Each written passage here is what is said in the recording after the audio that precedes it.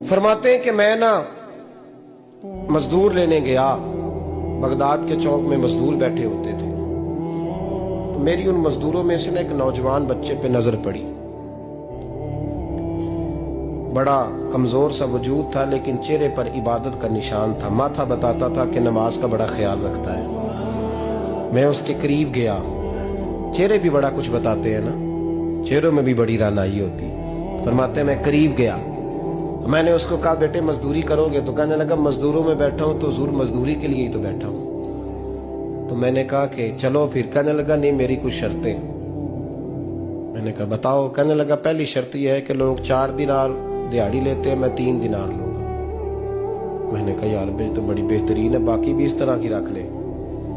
उसने कहा हुजूर दूसरी शर्त यह है कि मैं आपकी मुकम्मल बात मानूंगा, लेकिन जब अजान हो जाएगी फिर आपकी नहीं सुनूंगा। तीसरी बात उसने ये की कि हुजूर मैं आपके घर में काम करूंगा पर आपके किसी सवाल का जवाब नहीं दूंगा। कहते मैंने कहा यार तू बड़ा अजीब है, शर्तें तो मालिकों की होती हैं। कहने लगा जी बहरहाल मैं शर्तें लगा के जाता हूँ। फरमाते मैं उसे घर ले आया। काम मैंने उसको बताया तो जो काम मजदूर सारे दिन में करता है ना, उसने 2 घंटे में ही कर दिया। हमारे मजदूर सिगरेट पीने में भी तो आधा घंटा लगाते हैं, वो चाय पीने जाएं तो पौना घंटा। वहां उनको भी तो दयानतदारी करनी चाहिए कि नहीं करनी चाहिए? ने मुआहदा किया है ना जी, तो पूरा उतरना चाहिए ना।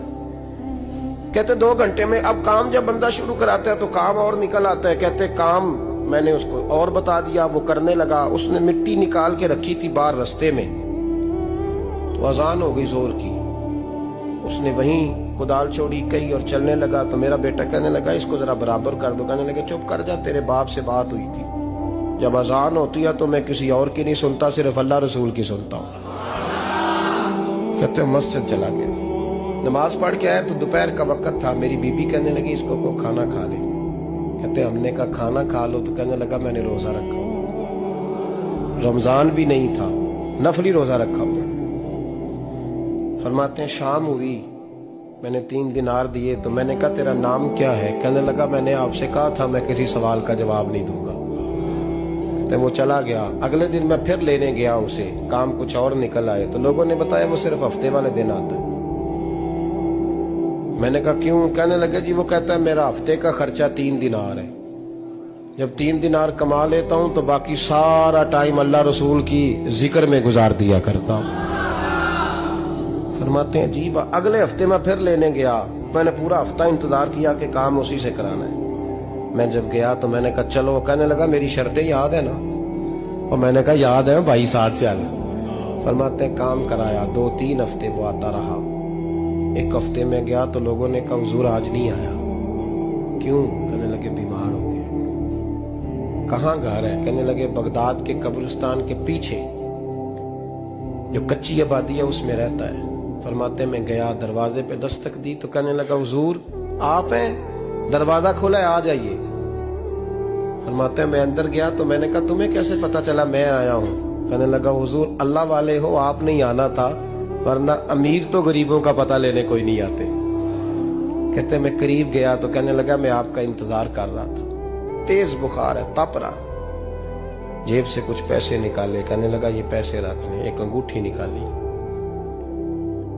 कहने लगा हुजूर आज रात को मेरा इंतकाल हो जाएगा, इन पैसों का कफन खरीद के सुबह जनाजा पढ़ के मुझे दफन कर देना, और जब दफन करो तो ये अंगूठी लेके असर के बाद हारून रशीद के पास जाना।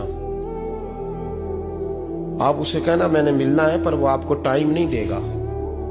आप उसको आवाज दीजिएगा कि तेरी एक अमानत है मेरे पास। फिर वो आपसे मिलेगा तो अंगूठी दे दे, फिर आप मेरी तरफ से फारिग हैं। हजरत फरमाने लगे तेरा नाम? और कहने लगा हुजूर वक्त थोड़ा है, आज रात मैंने जाना है, बड़ी लंबी माफी मांगनी है रब करीम से, अगर मुनासिब समझे तो मुझे अपने रब से तन्हाई कर दे।